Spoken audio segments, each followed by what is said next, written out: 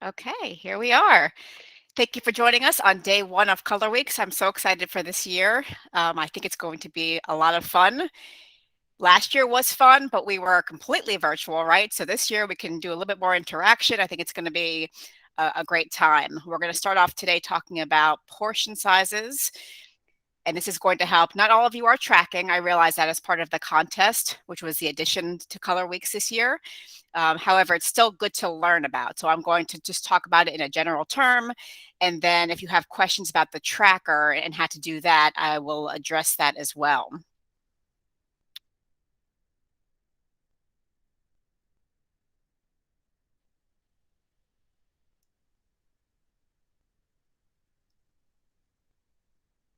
Good afternoon.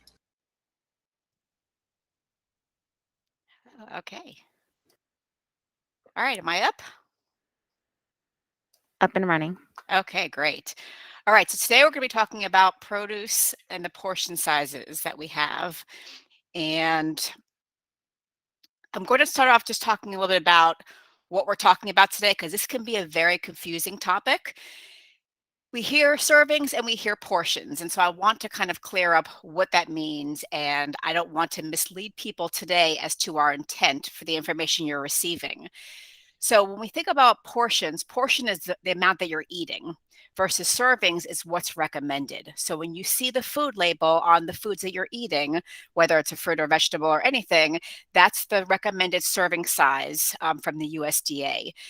The portion is whatever you're eating. And when you're going to have access to these slides, you can click on this article right here that comes from eatright.org that can explain the difference a little bit more if you wanted to research that a little bit more. But we're talking today about servings, not necessarily portions. So the reason why we focus on this is because we want to make sure that we are getting a variety of foods and that we're not overeating, right? So we're going to be talking today about what the recommended servings are for our fruits and vegetables for general health. So we want to talk about general health, making sure that we get these fruits and vegetables in our bodies because of the benefits and the nutrients that come with it. We are not specifically talking about disease management. So some of you might, after hearing some of the conversations today, might think, well, my doctor for my diabetes said I should only eat this much, or for this condition, or for weight loss, the dietitian told me this or that. So I just want to make sure that we're clear that we're just talking about general health today and making sure that we're getting in those fruits and vegetables. Some of you do a great job already of getting them in. Maybe you don't get a good enough variety of the fruits and vegetables, and that's what Charlotte's going to talk about next week. But we are just making sure that you're getting enough in. And we're going to be talking about, you probably have seen this before, the My Plate. We're going to be talking about portions when it comes to filling our plate. So if you have any questions, you can put them in the chat box and we will go ahead and get started. So as I had mentioned, we're going to start talking about fruit first. As I had mentioned, we're talking about recommended servings today. And this graph right here comes from myplate.gov. I have the link at the end of this presentation for you so that you can research a little bit more into what this means. But they base the servings on number of cups. So you have probably heard before, 3 to 5 cups or 3 to 5 servings of fruits and vegetables per day. That's something that you may have heard before. And so they're basically saying that a cup is a serving. And so for women, it's 1.5 to 2 cups. And for men, it's 2 to 2.5 cups. And if you have children, you can also see here what the recommendation is for them. So we're going to think about that. Keep that in mind, whether you're a male or a female, what the recommendation is for you. And then we're going to look on the next slide to know what is equal to a cup of fruit. So we talk about fruit. 1 cup, which is 1 serving, is equal to a small apple or papaya, 1 medium pear, grapefruit, or mango, 1 large orange, peach, or banana. And then overall, 1 cup, so 1 cup serving of fruit is equal to 1 cup of fresh, frozen, or juiced. Again, this is not necessarily what is recommended for you. It's just talking about a serving and making it easy for you. And then, of course, 1/2 cup to 1/3 cup of dried fruit.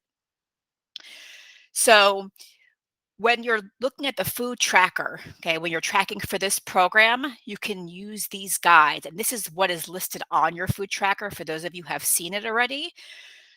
Remember, again, this is not necessarily what is recommended for you. We're just trying to find a way to track it. And this is what the USDA is telling us. A serving, if you have 3 to 5 cups of fruits or vegetables per day, you want to have 1 cup of fruit equal to these amounts. Okay.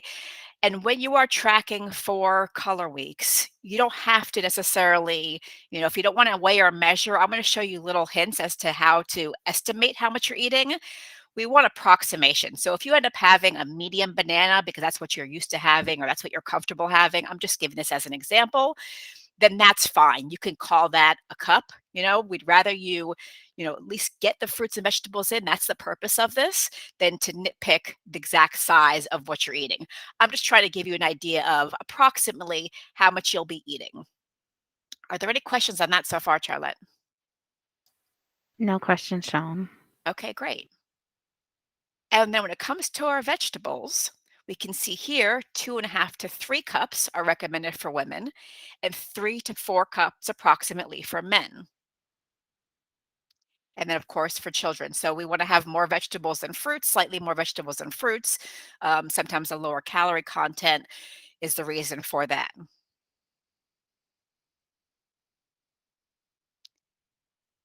So here we can see 1 serving or 1 cup of vegetables is equal to a large sweet potato, tomato, ear of corn, or bell pepper. I don't know if ever anyone would eat a whole tomato at once. You may or may not, but sometimes when you slice it and put it on a salad, you don't realize how much you're having. It may end up being equal to 1 cup. 1 medium white potato or 2 medium carrots. That's the stalks of carrots. 2 large celery stalks. 2 cups of lettuce. So we know that lettuce has more water and less calories. So we want to have a greater amount of that to equal 1 cup. 3/4 cup of plantains, a third cup of avocado, 3/4 to 1 cup of soup. Soup does count when we're having our vegetables, if you're having something as vegetable based or is full of vegetables. And 1 cup fresh or frozen or cooked, 1 cup of vegetable juice as well. Any questions on that? Nope, just a comment that the soup looks good. It does. We're ready for dinner. Okay, so now that you have an idea, and again, I'm not asking you to memorize this, I just wanted to give you a visualization as to what we're talking about when we're talking about servings. And that way, when you're doing your food tracker, if you are choosing to do that, you can have an idea of what to look for. These numbers, these estimate amounts are located on the bottom of your food tracker as your little cheat sheet. So you don't, again, have to memorize this. But also, when we're thinking about, okay, 3 to 5 fruits and vegetables per day, 2 to 3 cups of vegetables, 1 to 2 of fruit, what does that look like for me? And if I can see that, yes, I would get 2 to 3 of these that are on this page each day, then you're doing great. If not, let's think about where we're falling short and how can we add more. And that's the purpose of Color Weeks, is to increase not only the variety of colors of fruits and vegetables, but also the amount that we're eating, setting ourselves up for the next year to increase our fruits and vegetables consumption.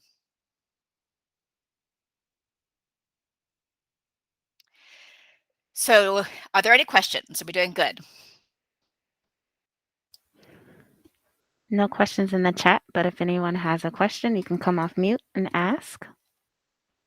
All right, great. So while we're doing that, our hand is very helpful. We don't have to carry around a measuring cup. Our hand is very helpful for telling us what a serving is. So if we look here, the palm of our hand, and I'm going to be showing you some examples in just a second, the palm of our hand can be a serving. Okay, that's really helpful. Doesn't matter the size of your hand because it's approximate. And the fist, your fist, so cutting it off here at the wrist, this is also a good measuring tool. All right, so keep that in mind, and I'm going to give you some examples here in just a second. And again, here are the 2 references. So if you wanted to explore more information, take a look at what other recommendations would be good for you, not just in the fruits and vegetables, but in other food groups as well, you can visit myplate.gov.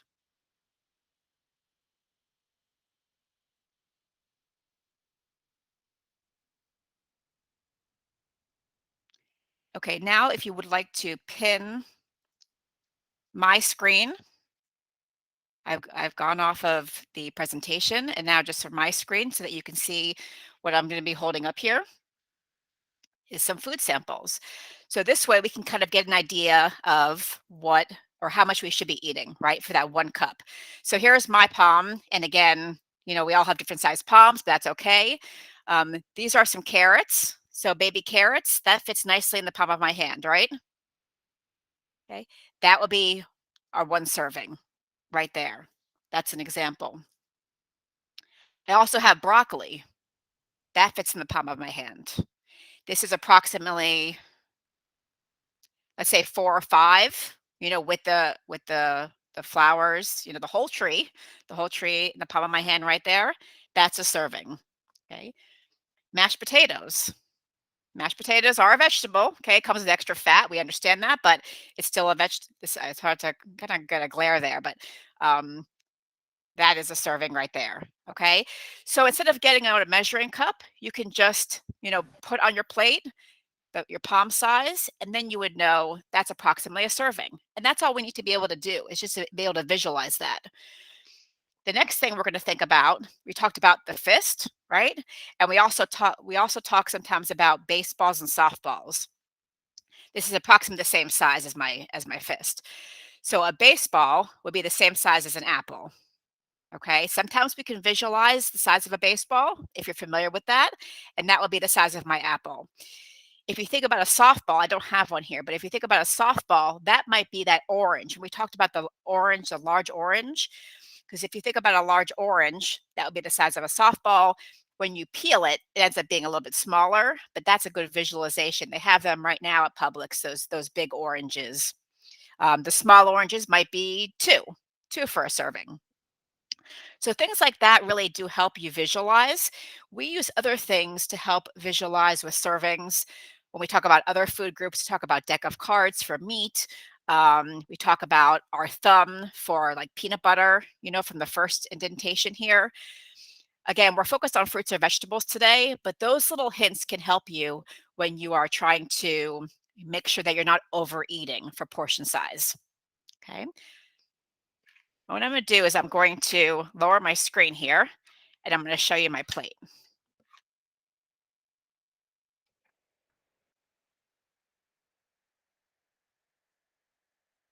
Okay, can you all see that? Is that good, Charlotte? Okay. All right, perfect. All right, so what I wanted to show you here was, again, I know we're talking about fruits and vegetables. Carly, rotate the Yes. plate. Like that? Yes. Now we see it. Oh, Okay. well, no. Nope. It's still backwards. Oh, because Okay, you're well, shared screen. yeah, it's a Okay. share screen. So there might be a way to fix that, but We get it. you okay? All right. We're all going to You're learn to read good. backwards today. Yeah, we get it. Okay. Excuse me. So the first thing we can see here is what takes up half of our plate.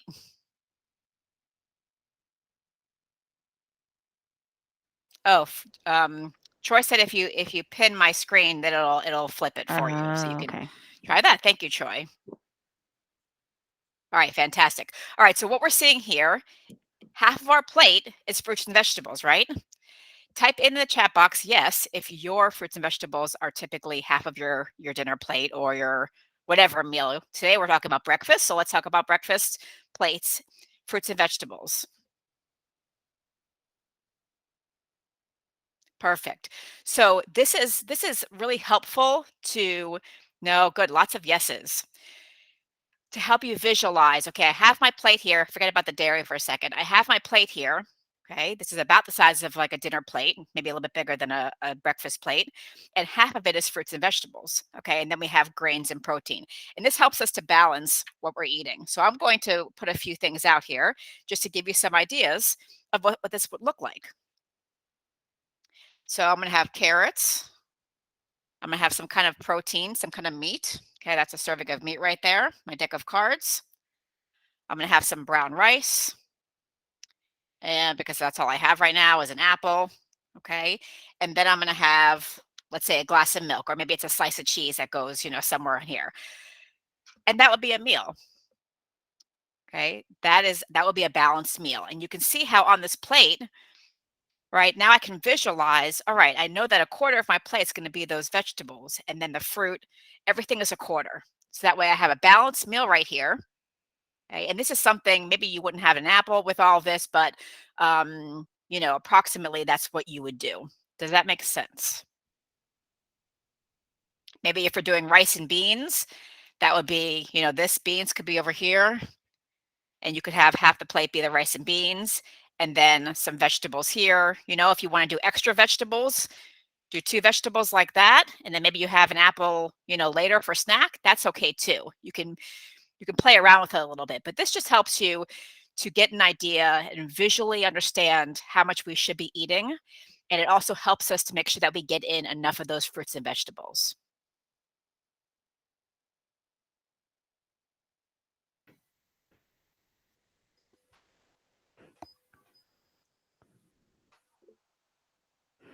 Okay, we have a question, Carly. Yes.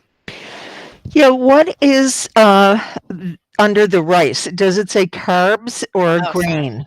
It says grains. And Okay. I'm really glad you asked that question, actually. Let me put this back because I want to talk about that for 1 second. I had a feeling somebody was going to ask that because I was just telling Charlotte this, because what happens is the fruits, vegetables, and grains, they're all carbohydrate based foods, right? So predominantly carbohydrate based, whereas oh, my camera's falling, sorry. Whereas our dairy and our meat, so that's protein, that's predominantly protein based. So carbohydrates are heavy in fruits, vegetables, and grains. Okay, when we talk about grains, we're not going to put our potato. Let's say this was a potato, not mashed potatoes. We're not going to put our potato in our grains because that is technically a vegetable. Okay, so this is talking about grains. This is your bread, your rice, your pasta, crackers. What else would we eat that is in this category?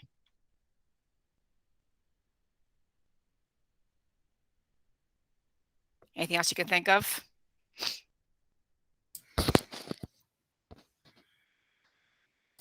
Any grain like quinoa?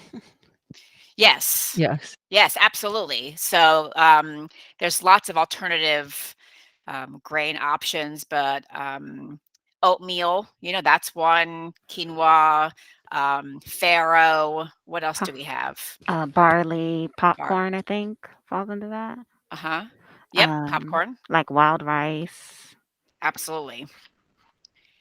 All right, so that would go in the grains category. Now, sometimes if you don't necessarily you're not going to necessarily have this at every meal where you're going to have every single food group represented. Maybe you don't get that much dairy, and maybe you're, lactose intolerant, and you don't do that too often, and that's fine.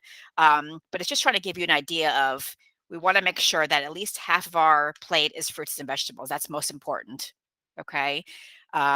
Versus the grains, let's say, being half of the plate, because those fruits and vegetables, there are nutrients in the grains, but when in a society that is lacking on fruits and vegetables, that is our biggest focus here. We want to make sure that half of it is comprised of the fruits and vegetables, and then a serving of protein, which could be beans or it could be an egg or anything like that.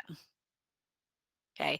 And again, as I said before, we're not talking necessarily about, specific diets, like if you have to follow a diabetic diet or anything like that. We're just talking about general health here. I know that some people have, intolerances or allergies or, things that they don't want to eat, and that's okay. So we're just talking about for general health.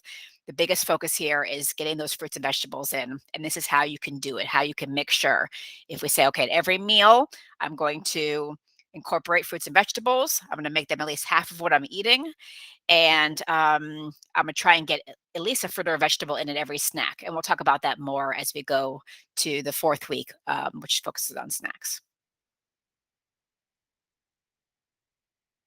right, are there any questions? Oh, we have a lot of oatmeal for breakfast. Yes. Yes. My favorite. So if you, tomorrow's presentation, which was pre-recorded, so you don't have to come on at any specific time, it'll be made available to you tomorrow morning, is a cooking demonstration by one of our students, our student dietitians. And he's going to teach you how to get fruits and vegetables into your breakfast. And he also posted on the Color Weeks website for week 1 some good information about fruits and vegetables, why it's important not to skip breakfast, and how to get more fruits and vegetables in your breakfast.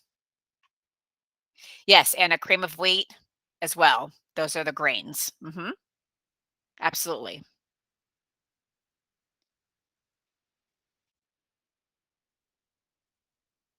Okay. Yes. Yes, I will post the link to the website, and I will also have this recording made available and post the PowerPoint slides under that week 1.